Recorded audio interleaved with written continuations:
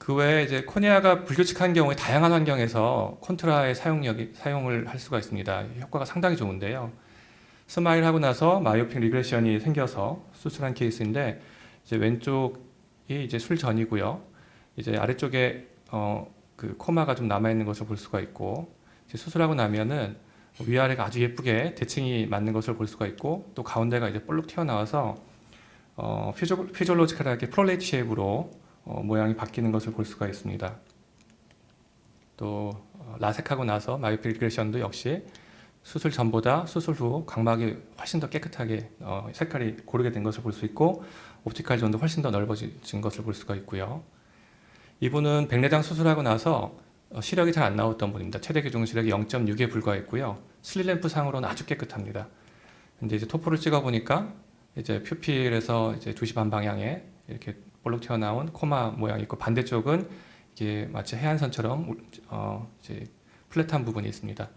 이것이 이제 어블레이션 하이오더에 대해서만 어블레이션 프로파일을 보여주고 있는데, 여기 볼록 튀어나온 부분은 깎질 않고, 여기 플랫한 여기 이 부분은 여기 깎지를 않고, 여기 반대쪽에 볼록 튀어나온 부분은 여기 더 많이 절개를 하고, 또 반대쪽에 많이 이제 플랫한 부분은 많이 깎아서 이제 스티프하게 만들어서 이제 각막 모양을 최대한 대칭으로 만들어 준다는 것을 볼 수가 있고요. 이제 수술하고 나서 최대 교정 시력이 1.0까지 올라왔습니다.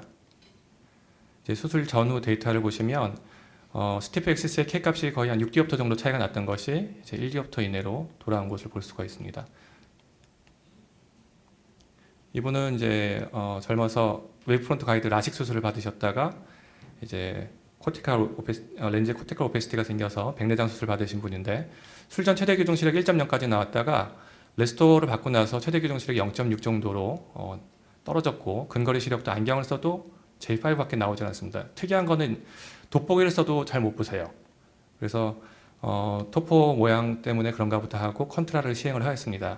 그래서 술전 토포 모양을 보시면은 가운데 부분이 이제 움푹 들어가 있는 것처럼 보이는데, 실제 들어간 건 아니고 K 값의 변화가 이렇다는 것이고, 센터에서부터 퓨필 마진까지 한 1.5디옵터 정도의 K 값의 변화가 있습니다.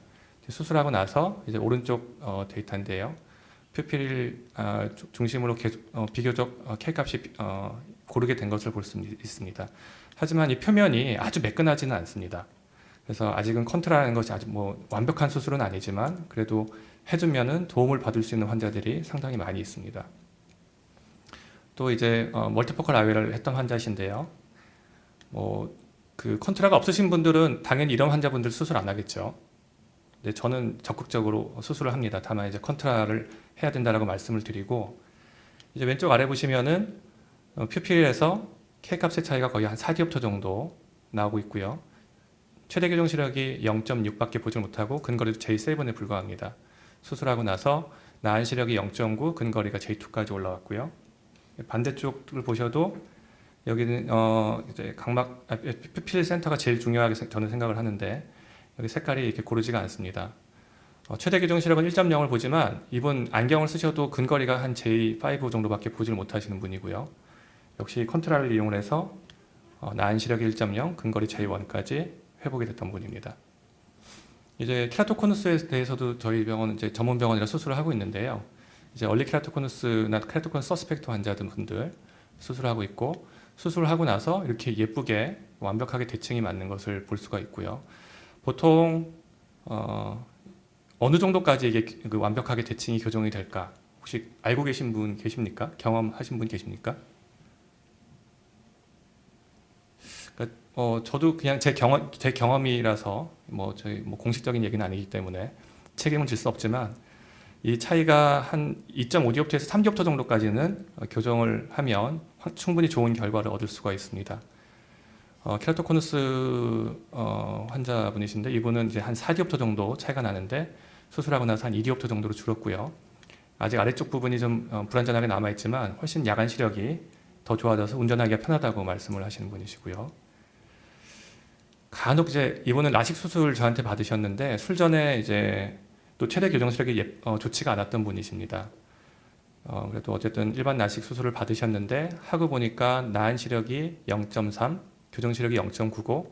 그런데 재밌는 거는 플라노의 실린더만 마이너스 0.75 디옵터 남았는데 0.3밖에 보질 못합니다. 그래서 XR 맵에서는 잘 보이질 않는데 지금처럼 이제 탄젠셜 맵을 보니까 이제 여기 짙은 녹색에서 중심부의 옅은 녹색까지 이 정도면 거의 한 1.5 디옵터 넘는 차이거든요.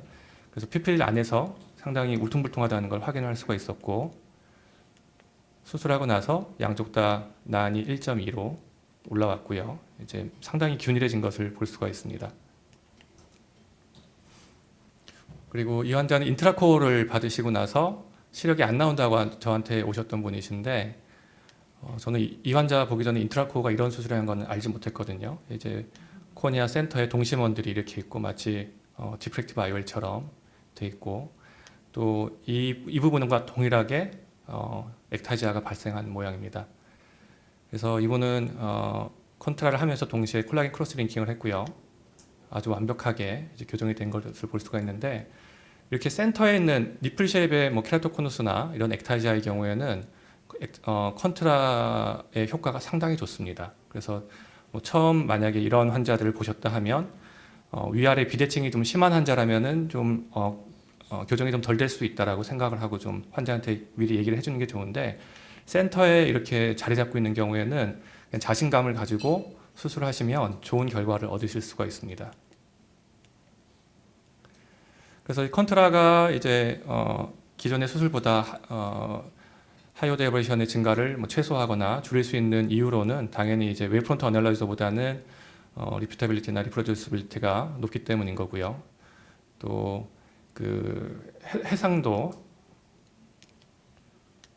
기존에 이제 하이오드 웨이프론트 어널라이저 같은 경우에는 커스텀 큐 같은 경우에는 76포인트인가를 측정하는 걸로 알고 있는데, 그나마 이제 많이 좋아져서 아이디자인이 지금 1200포인트를 하고 있고요. 토퍼라이저 베리오 같은 경우에는 22000포인트를 하고 있습니다.